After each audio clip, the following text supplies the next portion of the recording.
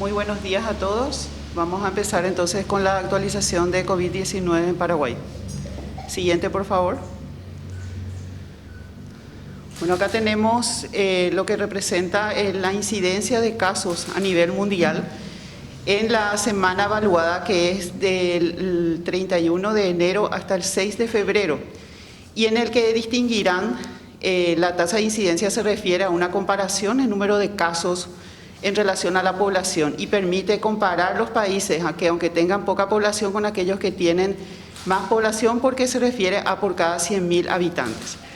Entonces tenemos una gradación de colores en que el color más oscuro es el que representa la tasa más alta, que representa más de 300 casos por cada 100.000 habitantes. Entonces, como verán, lo que representa América y Europa, que concentra el mayor número de casos, se encuentra con una tasa de incidencia aún elevada en esta última semana que cerró el 6 de febrero. Con respecto a África, en donde podrán ver una gradación de colores que es un poco menor, en este continente lo que se tiene, según informe de la Organización Mundial de la Salud, es un importante subregistro, que de cada 7 casos, 6 aproximadamente no son reportados por dificultades en lo que respecta a la notificación. Entonces hay que también tener en cuenta, cuando se van haciendo las comparaciones en cuanto a tasa de incidencia, las realidades distintas que se ven en los continentes y en los países. Siguiente, por favor. Esta comparación de escenarios epidemiológicos, lo que queremos hacer es mostrar cómo fue el peor momento de lo que fue la tasa de letalidad en nuestro país comparado con algunos países de la región del Cono Sur, en la que tenemos, digamos, un escenario epidemiológico similar con respecto a la introducción de las variantes de preocupación y el predominio de las mismas. Entonces, en junio 29 del 2021, vemos que, digamos, fue el peor momento en cuanto a mortalidad en nuestro país y así también en los países que nos rodean en la región del Cono Sur. Entonces, a la izquierda verán lo que fueron los datos de tasa de letalidad en junio del 2029. En junio 29 del 2021, perdón. Entonces ahí ven que el Paraguay está resaltado con una tasa de letalidad de 5,93%, y países como, viendo un poquitito más abajo, como Uruguay, la tasa en ese momento era 1,23% y la de Argentina 2,3%. A la derecha vemos los datos, los mismos datos de tasa de letalidad, pero con un corte realizado el 8 de febrero. Y recordar que estas tasas se refieren a lo reportado en los 7 días previos a este corte. Entonces, comparando nuestro país entre junio del 2021 y febrero del 2022, vemos que esta tasa de letalidad disminuye a menos de 1%. Entonces, de prácticamente 6% en el peor momento de lo que fueron los fallecidos en nuestro país en lo que va de la pandemia, en este momento, en febrero, es menos de 1%. Y verán que esa misma realidad se ve también en los otros países del Cono Sur, como Argentina y Uruguay, que habíamos también hecho la comparación. Siguiente. Si hacemos un paralelismo entre esta misma tasa de letalidad, que es a febrero 8 del 2022, con las coberturas de vacunación de estos mismos países, vemos que es inversamente proporcional a la cobertura de vacunación. A la izquierda, en color verde, las barras horizontales, verán que Chile, Argentina, Uruguay y Brasil presentan las tasas de vacunación más elevadas, por encima del 80% para al menos una dosis y por encima del 70% para 2 dosis. Y si vemos la tasa de letalidad de estos países, vemos que está más bajo que los demás. O sea, a una mayor cobertura de vacunación, la tasa de letalidad de estos mismos países es menor que el resto de los países que estamos comparando. Siguiente, por favor. Y viendo ya nuestros indicadores epidemiológicos actuales con respecto a transmisibilidad y positividad, recordemos que la transmisibilidad está marcado por lo que se llama RT o número instantáneo, que lo que da cuenta es a la derecha, para hacer un poco más explicativo, es de cuántas personas se contagian a partir de 10 infectados. Si tenemos que 10 infectados contagian a un número mayor, que en este caso es 11, porque el RT está por encima de 1, vemos que aún hay una expansión de la epidemia. Cuando se llega a que 10 infectados transmitan a 10, entonces ahí se tiene un RT igual a 1, que significa meseta. Y cuando tengamos que estos 10 infectados van transmitiendo cada vez a menos personas, tenemos un descenso del RT por debajo de 1 que indica que la epidemia se está controlando. En este momento tenemos un RT 1.07, por encima de 1, expansión, pero menor que el reporte que habíamos dado previamente. Entonces ahí marca uno de los indicadores que está marcando desaceleración. Siguiente. Con respecto a positividad, si recordarán, en el informe anterior habíamos dicho que la positividad estaba en 45%, que era similar a lo visto en el peor momento de lo que fue el pico de gamma.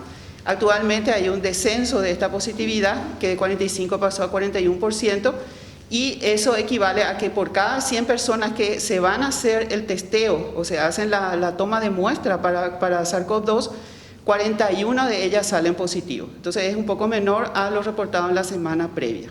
Siguiente. Y la curva epidemiológica de lo que va de la pandemia en nuestro país, tenemos casos confirmados que se refiere a todos los que salieron positivos a COVID, de 605.005, y los fallecidos acumulados son 17.558. La tasa de letalidad en este momento es de 2.9%, determinada por un gran número de casos por Omicron, pero que, no el mismo número de fallecidos que se había visto previamente. Que recordarán que la tasa de letalidad acumulada era de 3.5%. Entonces ahí, en forma, llamativa, podrán ver que la curva es mucho más alta que el resto de lo reportado en todas las semanas previas a lo que va a la pandemia. Y este aumento se refiere a 5 semanas consecutivas de aumento de duplicación y triplicación. Entre la semana 3 y 4 el aumento fue, más discreto, de un 7%, y ahora en la semana 5, que corresponde a la primera semana de febrero 2022, tenemos una disminución de 8.5%. Entonces, lo que tenemos es un aumento de 5 semanas, pero veremos que a nivel subnacional esta realidad es diferente, dependiendo de en qué momento se dio ese aumento de casos en forma exponencial, que para nivel país fue en la semana 52, última semana de diciembre, a expensas de Asunción y Central. Siguiente. Entonces, yendo a nivel subnacional, en la curva país está determinada en este momento por el descenso que se da en Asunción y Central, que fue en los 2 primeros lugares donde se vio el aumento exponencial. Y que recordarán que al principio hablábamos de que Asunción se encontraba ya a nivel 4, cuando los otros departamentos iban entrando en este ritmo, ¿verdad? Entonces, el descenso actualmente en promedio en estos lugares que mueve una densidad poblacional importante, y el departamento central, que es el de mayor población, es del orden del 20%. Entonces verán también que el aumento se dio sobre todo en la semana 52. Si seguimos de izquierda a derecha, en Asunción vemos que fue 1.509 en relación a 205. Y en Central vemos que de 142 pasó a 900 y más. Entonces, en Asunción y Central empieza antes esta curva que es de Omicron, para poder atribuirle este aumento importante. No así en los otros departamentos en que el aumento se vio un poco después. Por lo tanto, para que llegue a esas 5 semanas de aumento, tarda un poco más y también, por lo tanto, su descenso. Siguiente. Y esto es lo que le estábamos explicando. Entonces, hay que ir viendo también a nivel subnacional, que son los departamentos, para que cada una de las personas que quieran, evaluar cómo se encuentra el lugar donde están viviendo, cómo se encuentra con relación a los casos. Entonces vemos acá que todavía en estos lugares no desciende porque justamente se dio su aumento un poco después que Asunción y Central. Entonces en general lo que estamos viendo es un aumento de 5 semanas y en este empezó más o menos la semana 1, o sea empezó en enero. Entonces ahí lo que vemos es una desaceleración que es variable de un lugar a otro y con respecto a un aumento importante de una semana a otra, ¿verdad? Lo que más vemos es el 18% que fue un aumento en Caguazú, en el resto en el orden de aproximadamente menos de 10%. Siguiente. Con respecto al eje norte, lo que llama la atención acá es Amambay, que justamente empieza su subida de casos un poco después y por lo tanto está en franco aumento, ¿verdad? Entonces esperemos ver cómo se comporta esta semana, que para Amambay será la 5ª semana, ¿verdad? Entonces este es el aumento más importante que se ve en este departamento que empezó un poco después sus ascensos, ¿verdad? Con respecto a los otros, ya el aumento, digamos, es un poco más discreto, del orden del menos de 20%. Y con respecto al eje sur es un poco variable. Itapúa, que es el que concentra la mayor población, también empezó un poco después que Asunción y Central, y se ve un aumento que es del 17%. Y en los otros estamos viendo ya un descenso, que el más llamativo es el de Ñembucú, que es un 18% de descenso con respecto a los casos anteriores. Siguiente. Y en el eje Chaco, vemos que en Boquerón todavía tenemos un aumento importante. Acá cuando hay mucha, diferencia entre una semana y otra, lo que hacemos también es evaluar cómo está haciendo las notificaciones, si son oportunas, y en eso también estamos para poder informarles mejor cómo se van dando estas notificaciones en las siguientes semanas. Entonces, sí, seguimos viendo aumento de casos en Boquerón, así como en Presidente Hayes, y en Alto Paraguay es donde ya vemos un descenso de casos. Siguiente. Yendo un poquitito más a nivel distrital, vemos todavía que el mapa del Paraguay, a una primera vista, está prácticamente en color rojo y naranja, que son los colores que marcan los mayores niveles de transmisión, y que el 89% de los distritos se encuentran en esta situación de nivel 3 y 4. Pero algunos distritos ya van saliendo de este nivel. Siguiente. Con respecto a los indicadores de gravedad, la hospitalización, también hay algunas señales de desaceleración. Este es un gráfico que muestra las hospitalizaciones por día entre el 28 de enero y el 7 de febrero. Y vamos viendo que el promedio de hospitalizados es aproximadamente de 1.000 a 1.100. Entre el inicio de estos días evaluados, que fue el 28 de enero, tenemos que hay un aumento de 2% con respecto a camas totales y 6% en relación a terapia intensiva. Recordar que estos son casos confirmados de COVID, no tienen en cuenta los casos respiratorios que no han sido confirmados. Y con respecto a los 2 últimos días, se ve un descenso de casos. Siguiente. Los fallecidos, esto es por fecha de defunción, que va a variar un poquitito de acuerdo a lo que ustedes tienen conocido por lo que se difunde en el tweet, que a veces los fallecidos del día corresponden también a días previos. Tenemos que hubo también un aumento de casos, sobre todo desde la semana 1. Recordar que siempre el de fallecidos sigue a los picos de casos, ¿verdad? Entonces tenemos del orden de 97, 200, 300, y en la última semana, que es la semana evaluada, que fue la 5, tenemos un relativo descenso, pero esto va siendo datos parciales. Siguiente. Y algunas características de lo que corresponde, digamos, a lo que fue desde que se introdujo Omicron como variante de preocupación. Recordar que fue en la semana 49 de 2021. Y esto evalúa desde la semana 50 a la semana 5. Entonces vemos un predominio del sexo femenino con 56% con respecto a los casos evaluados en estas 8 semanas. Y el mayor número de casos, que son 976 fallecidos en estas 8 semanas, recordemos que esto es por fecha de defunción, corresponde a la población de 80 años y más. Comparado con lo que se veía en el pico, digamos, de gamma, se ve que en este periodo, digamos, que se ve un poquitito menos de mortalidad y de letalidad en el grupo de 45 a 59 años. Siguiente. Y para finalizar, estas mismas semanas, las 8 últimas semanas, semana 50 del 2021, que equivale a diciembre todavía, y semana 5 del 2022, vemos que a la izquierda está marcada la letalidad de 0, 2%, 4%, 6%. Y en la primera lámina que les había mostrado, recordemos que la letalidad fue más de 5%, cercano a 6% en el peor momento, que está marcado con una flecha roja arriba.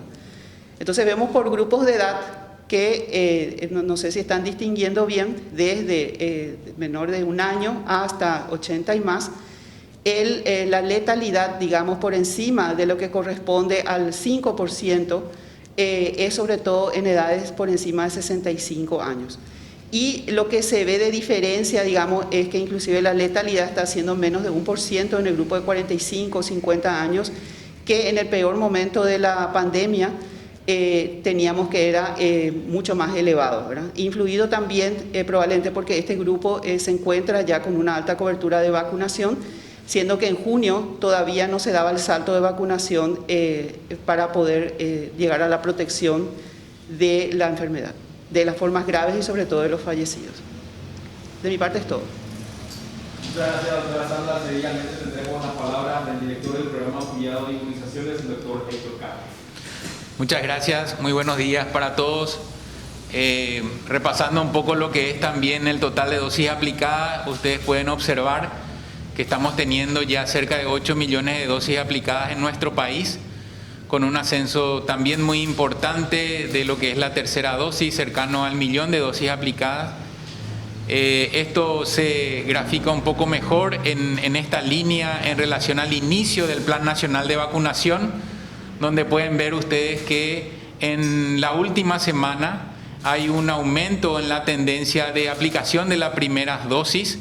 Claramente eso corresponde al inicio de la vacunación en los niños, que como vemos en el texto un poco más arriba, desde los días exclusivos de vacunación en los niños, que fueron 113.947 niños, en los siguientes 7 días, del 3 al 9 de febrero, se agregaron 37.544 niños vacunados. Esto representa ya al cierre antes del inicio de la conferencia de prensa, de un 60% de los inscriptos voluntarios y del 16% de la proyección total de niños en ese rango de edad, de 5 a 11 años. Por lo tanto, y volviendo a la línea que ustedes ven ahí, esa representa obviamente un enorme aporte en el aumento en la tendencia de aplicación de las primeras dosis. Si nos fijamos en la línea naranja, hay un aumento también, si bien no es tan importante como el de la primera dosis, y también vemos que hay un enlentecimiento en la aplicación de la tercera dosis.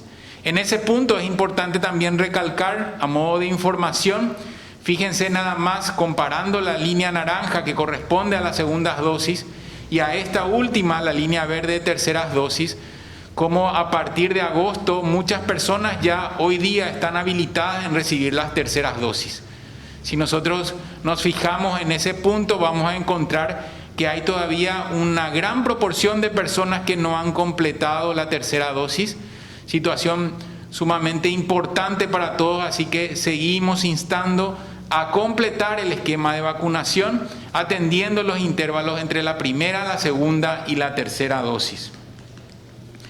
Si empezamos a analizar en cuanto a la población total, la cobertura de vacunación de primera dosis en relación a la población total hoy día ya alcanza el 50% de la población, en relación a la segunda dosis 42% y en relación a la tercera dosis un 13% de la población total. Fíjense que los pendientes a vacunar a partir de los 5 años, que es la población que agregamos, ahora alcanza 1.678.265 personas que aún no han recibido ni siquiera la primera dosis. Esto fue aumentando claramente porque se fueron agregando grupos de edad como este último de 5 a 11 años. Para discriminar por grupos de edad, las franjas pintadas de amarillo marcan claramente cuando se supera el 60% de la población por grupo de edad. Entonces, si nos fijamos de la cobertura de vacunación de la primera dosis, vemos que a partir de los 20 años, ya en adelante, hay un 61% y más de la población que ya recibió la primera dosis. Es por eso muy importante recordar que discriminando por grupo de edad, estamos encontrando una buena cobertura en ese sentido. Fíjense nada más que a partir de los 50 años en adelante ya supera el 65% de la población total y más adelante claramente el 70% y más. Esto alivia muchísimo e impacta positivamente en los servicios de salud, evitando la internación, las formas graves y la muerte. Y esto también si vemos en la cobertura de vacunación de las segundas dosis. Vamos a detenernos otra vez en la franja amarilla y vean ustedes que a partir de los 50 años de edad, el 60% de la población ya tiene 2 dosis. De igual manera, y recordando que el criterio de riesgo, edad, en ese sentido, también nos da mucha tranquilidad porque impactará positivamente en lo que es disminuir la probabilidad de aparición de formas graves de internación y muerte. Y posteriormente, y en la última columna, vean ustedes el porcentaje de vacunación con la dosis de refuerzo. En ese sentido, vean que en el grupo de 75 a 79 años ya se está alcanzando el 41% de ese grupo de edad en la población de nuestro país ya con terceras dosis, y a partir de los 60 años en adelante ya hay más de un 30% de la población con 3 dosis. Así que en esta última franja también alentamos, como decía anteriormente, a que se completen los esquemas de vacunación, situación que nos ayuda a evitar las formas graves, la internación y la muerte por sobre todas las cosas. Si empezamos a discriminar por departamentos o regiones sanitarias, claramente aumentó la brecha que aún no ha alcanzado el 50%. ¿Por qué razón? Porque se agregó la población infantil. Es por eso que hay nuevos desafíos en 14 regiones sanitarias, que muchas de ellas ya han superado el 50%. Canindeyú, San Pedro, Boquerón, Caguazú, Alto Paraná, Presidente Hayes, Cazapá, Amambay, Concepción, Itapúa y Guairá están por debajo del 50% en las primeras y en las segundas dosis, que anteriormente ya lo habían superado, pero insisto, con el agregado de la población pediátrica quedaron por debajo de esta cifra. Creemos y estamos convencidos de que van a ir superando por las estrategias que se están implementando y por lo que se va a venir también en el agregado de la vacunación en la población infantil. A partir de Paraguarí ya se supera el 50% de la población con las vacunas, y vean ustedes el alto porcentaje de vacunación que existe desde Central, Alto Paraguay, Ñembucú, Misiones y Capital. Como global vemos que el 55% de nuestra población ya tiene primeras dosis y el 47% de la población tiene 2 dosis. Insistimos, esto es en relación a la población objetivo, que representa a partir de los 5 años de edad. No podemos olvidarnos de la campaña nacional de vacunación contra sarampión, rubeola y poliomielitis. Es un alto riesgo tener una cobertura baja en el país en situación regional donde hay casos confirmados de sarampión, y me refiero regional porque hay países donde se han detectado y confirmado casos de sarampión.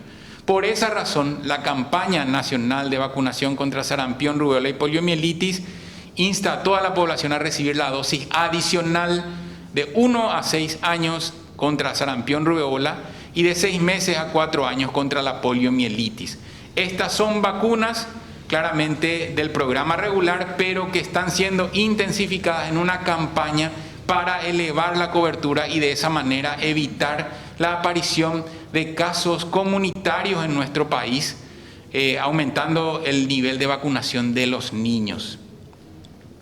Y en ese sentido, vean ustedes, las cifras de cobertura aún siguen siendo muy bajas. El 33% de la población objetivo, que es de 6 meses a 4 años, a recibir la vacuna contra la poliomielitis recién lo está teniendo, y el 32,3% de los niños de 1 a 6 años recién están accediendo a la vacunación. Estamos haciendo el trabajo en los vacunatorios, tanto del programa regular, incluso con los vacunadores que están acompañando en las brigadas de vacunación casa por casa, en incentivar y también en ofrecer esa disponibilidad a los padres para que sus chicos puedan acceder a esta vacuna tan importante para evitar formas graves de estas enfermedades que posteriormente podemos lamentar. En cuanto a los avisos, mencionarles que para la próxima semana, desde el 14 al 18 de febrero, seguimos nosotros con la aplicación de la vacunación en niños de 5 a 11 años, con la plataforma de virus inactivado, de 12 a 17 años con Pfizer por la presentación adulta de esta vacuna, y de 18 años en adelante reciben las plataformas disponibles, que hay una buena cantidad de vacunas disponibles con una mayor cantidad de vacunas como Pfizer distribuidas ya en toda la región. Así que realmente en este momento nosotros seguimos con la dinámica de que no se tiene en cuenta la terminación de número de cédula, y estamos también instando a toda la población a que revise los centros vacunatorios que están siendo actualizados en la página vacunate.gov.pi, así como también la visita que cada región está anunciando a su población en las visitas que hacen los vacunadores en brigadas de vacunación casa por casa. En la documentación, esto no cambió, estamos teniendo mucha fluidez en ese sentido. Hay una herramienta muy importante que es la declaración jurada donde facilita también a los padres. Insistimos que esto no representa un obstáculo, sino que una cuestión también de responsabilidad, y queremos ayudar para que estos niños puedan recibir las vacunas a tiempo y en forma. Seguimos nosotros también con la vacunación en embarazadas. Hemos tenido informes, ustedes saben, de casos de internación y de formas graves en embarazadas. Nosotros no podemos permitirnos lamentar ese tipo de situación, así que seguimos con la campaña de vacunación en embarazadas. Con embarazadas a partir de 12 semanas de edad gestacional, necesitamos que presenten el certificado médico con firma y sello, obviamente, y no se tiene en cuenta la terminación de cédula en ese sentido. En cuanto a las segundas dosis, seguimos manteniendo el intervalo mínimo de Pfizer 3 semanas y el resto de las vacunas con 4 semanas. La segunda dosis de Moderna en este momento están recibiendo Pfizer por una disponibilidad que estamos teniendo. Es la misma plataforma de ARN mensajero, así que eso se está ofreciendo en todos los vacunatorios y también en la vacunación casa por casa. En cuanto a tercera dosis, seguimos, y como habíamos mencionado, es muy importante, vemos con mucho beneplácito y mucha tranquilidad el hecho de que la población mayor ya está accediendo a la tercera dosis. Instamos a que esto sea con una mayor velocidad, atendiendo que claramente eso disminuye la probabilidad de internación de formas graves y muertes. Ustedes saben que las vacunas disponibles para la tercera dosis son Pfizer, AstraZeneca, y que tampoco se tiene terminación de cédula ni siquiera el haber recibido en tal o cual vacunatorio las vacunas, ya sean la primera o la segunda dosis. Queremos darle mayor facilidad para que toda la población complete su esquema, que realmente está demostrado son seguras y son efectivas a la hora de evaluar, impedir formas graves de la enfermedad. Creo que esa es la última diapositiva. ¿Sí? Bueno, muchas gracias. Muchas gracias, doctor Castro. Seguidamente iniciamos la ronda. Ahora comunicaron, ¿te parece? No sé cómo se internet. ¿Se cortó el Zoom? Sí, continuamos con Paraguay TV. Sí, el Zoom no se cortó. Paraguay TV, sí. Bueno, nosotros seguimos la consulta por Paraguay TV, entonces mientras reanudamos la transmisión, Migraciones anunció que desde el 14 de febrero se exigirá certificado de vacunación contra la fiebre amarilla a viajeros que vayan o retornen de Bolivia, Brasil, Perú, Venezuela. ¿Podría explicar la disposición?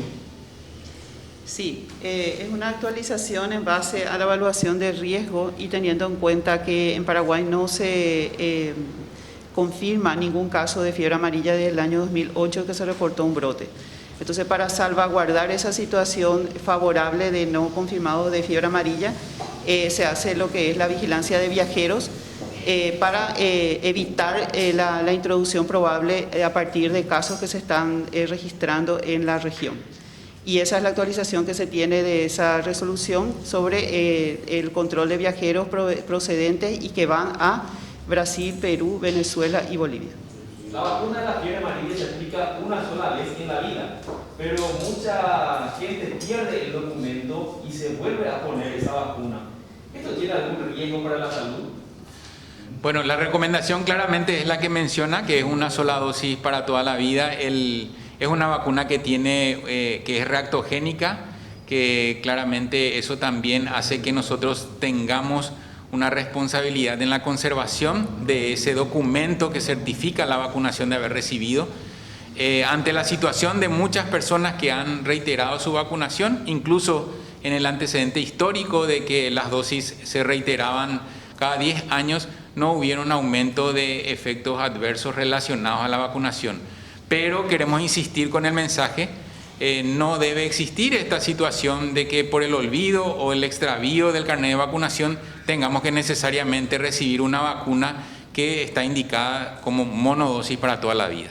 ¿Cuántos casos de reinfección se confirmaron desde que ingresó la variante Omicron? Recordemos que la reinfección, la definición es la presencia de 2 casos confirmados, o son 2 episodios confirmados en una misma persona con una diferencia de 3 meses.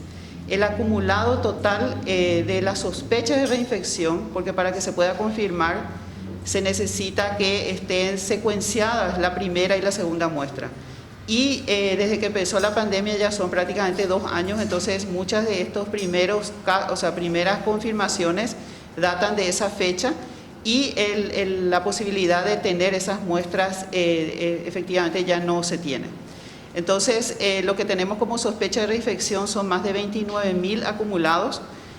Con respecto a cómo se fue dando, con respecto a la introducción de la variante Omicron, sí se ve un aumento de casos de sospecha de reinfección, o sea, segundos episodios a partir de enero en que esta variante se hace predominante. Y de estos 29.000 episodios de sospecha de reinfección, aproximadamente 22.000 son lo que corresponde a esta etapa en que Omicron se vuelve predominante, que equivale a lo que es el mes de enero y febrero de 2022. Es cierto que hay un lote de vacunas Sputnik que están próximas a vencer, y de ser cierto, ¿cuánto falta para su vencimiento? Bueno, nosotros tenemos, haciendo el análisis de las personas que recibieron Sputnik, componente 1 y componente 2, hay aún 50.000 personas que deben recibir el componente 2. Se hizo una discriminación, porque, ¿por qué me refiero a la discriminación? Porque existieron personas que renunciaron a su segunda dosis expresamente y a través de un documento y solicitaron acceder a otra plataforma avalándose en lo que es cuestiones humanitarias y la intercambiabilidad de estas vacunas. Sin embargo, estas dosis que quedan pendientes también están respondiendo a la cantidad de pendientes de personas a recibir las segundas dosis. La fecha de expiración, como bien dice también la consulta, nosotros tenemos pautado para el mes de marzo. Así que estamos trabajando en ese sentido con todas las regiones para que la población que tiene pendiente la segunda dosis la reciba. En relación al componente 1, no hay ninguna dosis disponible ni tampoco vencida, así que en ese sentido fue un éxito. Estamos ahora en la siguiente fase, que es que las personas que quedan aún por recibir la segunda dosis lo reciban en el tiempo y forma, ya que existen las vacunas disponibles. ¿Qué estrategia implementarán para aumentar la cobertura de vacunación en niños y a las instituciones educativas? Nuestras autoridades, los ministros tanto de salud como de educación, están plenamente trabajando en lo que se refiere a esa estrategia. Nosotros desde estas instancias, de la misma manera, siguiendo esas directrices, aguardamos algunos factores determinantes como la disponibilidad de las dosis, que van a ser anunciadas próximamente una vez confirmada la fecha exacta.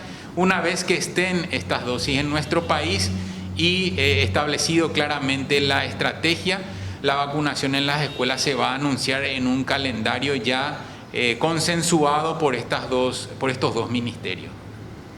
La disminución de efectividad de las dosis a los 6 meses es una de las causas de la cantidad de gente internada en UTI aún con el esquema completo. Bueno, para poder evaluar eso tenemos que hacer un cruce con la base de vacunados y tener en cuenta esos tiempos. Entonces, en este momento, diferenciado por el tiempo de evolución de lo que es la segunda dosis, no lo tenemos de esa manera. Lo que nosotros evaluamos es siempre cuál es el impacto que tiene la estrategia de vacunación en cuanto a dosis completa. Y nos referimos a la serie primaria cuando no ha pasado aún 6 meses y los que han accedido a la tercera dosis. La tercera dosis en este momento, como lo mostró el doctor Héctor, no tiene aún la cobertura esperada como para otorgar protección para lo que es la variante Omicron, como lo demuestran los estudios en otros países. Una consulta, ¿cuándo va a terminar la pandemia?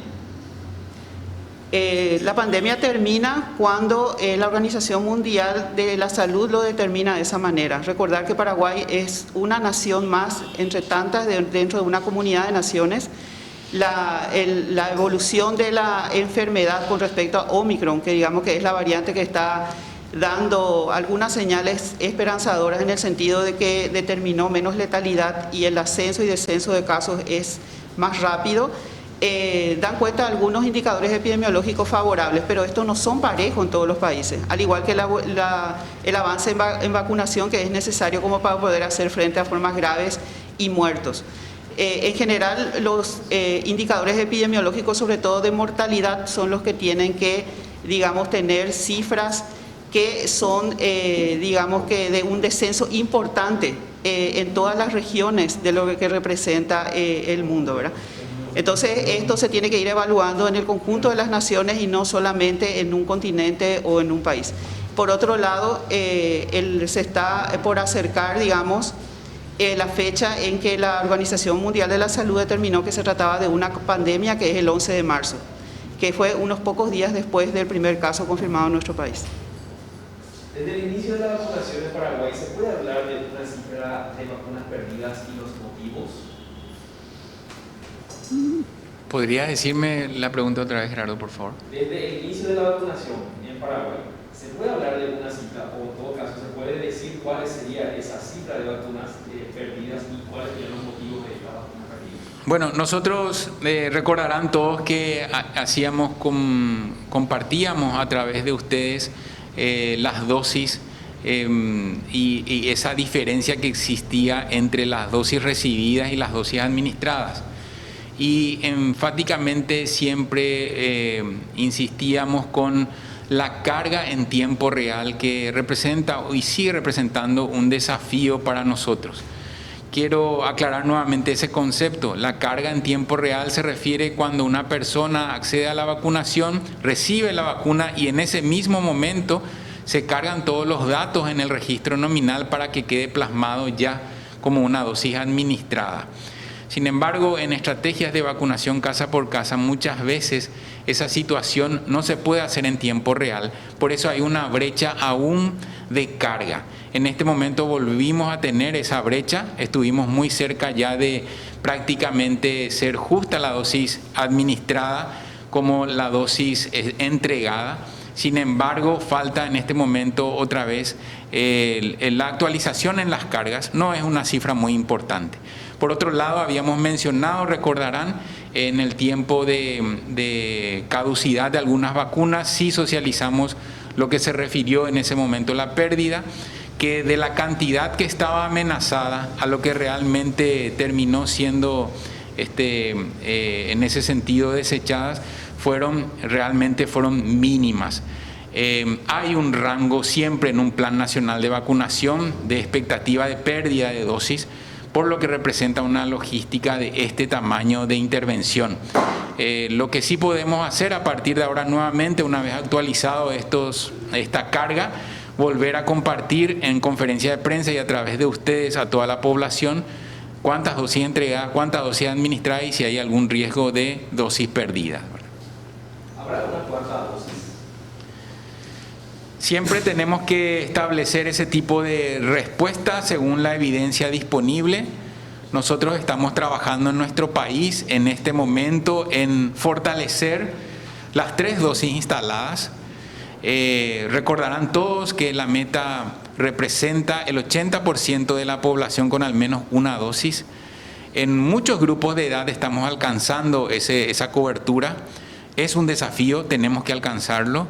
El siguiente punto es completar el esquema de vacunación, por eso insistimos nosotros en lo que representa el esquema de dosis completo y finalmente ahora la población infantil. Por lo tanto, nosotros tenemos que hablar siempre de lo que se refiere a nivel de salud pública, el número de personas vacunadas, la población en general y que esto sirve también en forma indirecta a otras personas. De ahí y singularmente ante situaciones de vulnerabilidad, inmunocompromiso, si hay una necesidad de una cuarta dosis o que pasó un tiempo y empezaron a caer los anticuerpos, como muchos de los trabajos están en este momento ejemplificando, se valorará. Pero hasta este momento en nuestro país sigue siendo el esquema completo, 2 dosis más la tercera dosis que es el refuerzo. ¿Se puede hablar de un margen en cuanto a meses después de la tercera dosis que podría ser implementada, si sería para la población en general? Claro, se está discutiendo a través de trabajos de investigación ya presentados, discusiones que se tienen en base a estos resultados, también opiniones de expertos, pero aún en nuestro país nosotros no podemos aventurarnos en decir en cuánto tiempo haríamos, si es que lo haríamos. Insisto yo con el desafío presente y con la evidencia actual. Nuestro país requiere de aumentar la cobertura de vacunación contra COVID. Está demostrado que esto es efectivo para disminuir las formas graves en la población y aliviar los servicios de salud. Ahora ese es nuestro objetivo. Si vendrá o no cuarta dosis, nosotros estamos evaluando con el equipo técnico si esto es conveniente o no según evidencia actual y sobre todo según el contexto nuestro de la situación de salud. ¿Qué novedades se tiene de la vacuna Pfizer para niños? ¿Cuándo comenzaría la vacunación con esta plataforma? Bueno, la autorización en el anuncio de la llegada lo tienen las altas autoridades. Sí podemos adelantar que está próxima a llegar. El ministro había anunciado que esto sería probablemente en la próxima semana. La fecha no tenemos aún confirmado. Y claramente de acuerdo a la llegada recién podemos hablar de cuándo sería efectivamente la vacunación con una estrategia en forma conjunta entre el Ministerio de Salud y el Ministerio de Educación. Hasta ahora no tenemos la fecha aún. Teniendo en cuenta que a los 6 meses de la segunda dosis de los anticuerpos, ¿cuál es el escenario esperado o qué puede pasar si esa porción de al menos 900.000 vacunados en agosto no se aplica ahora la tercera dosis de refuerzo? Bueno, nosotros estamos viendo que muchas de las situaciones están siendo postergadas porque padecieron la infección natural, porque tuvieron COVID.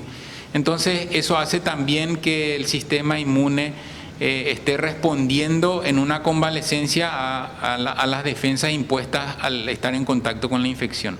Posterior a eso, se habla de una tercera dosis.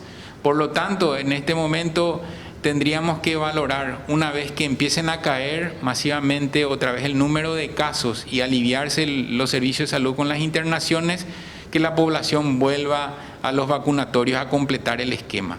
En la gran mayoría de los casos representó esto un impedimento, no solamente por haber padecido, sino por haber convivido con algún familiar que tiene COVID.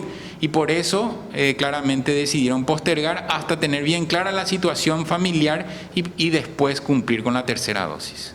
¿Y serán más susceptibles a sublinajes de Omicron que merodean la región de la consulta siguiente? ¿Sí serán más susceptibles? A los sublinajes de Omicron. Bueno, en los trabajos que estamos nosotros recibiendo en los resultados, también se están valorando el perfil de efectividad de las vacunas frente a las variantes nuevas y subvariantes que puedan aparecer. Y eso también nosotros estamos viendo con mucha tranquilidad en el sentido de que los resultados son muy favorables. ¿Cuán probable es que el descenso en la curva de casos se vea ralentizado o que tenga nuevos picos ante la incidencia de posibles variantes de Omicron? ¿De qué dependerá? Bueno, hasta el momento lo que informa la Organización Mundial de la Salud de 4 sublinajes de Omicron, en el que hay algunas diferencias, digamos, en el sentido de predominio de una variante en un continente u otro, no hay diferencia en cuanto a cómo se transmite a nivel poblacional. O sea, todas las subvariantes de Omicron en este momento se transmiten con el mismo nivel de transmisibilidad que la variante Omicron original, y son también, digamos, pasibles o son efectivas las vacunas contra todas ellas. Entonces, en este momento están siendo seguidas con interés estas 4 sublinajes de Omicron, pero no ha demostrado que tenga ninguna característica diferente a la variante original que surgió en noviembre.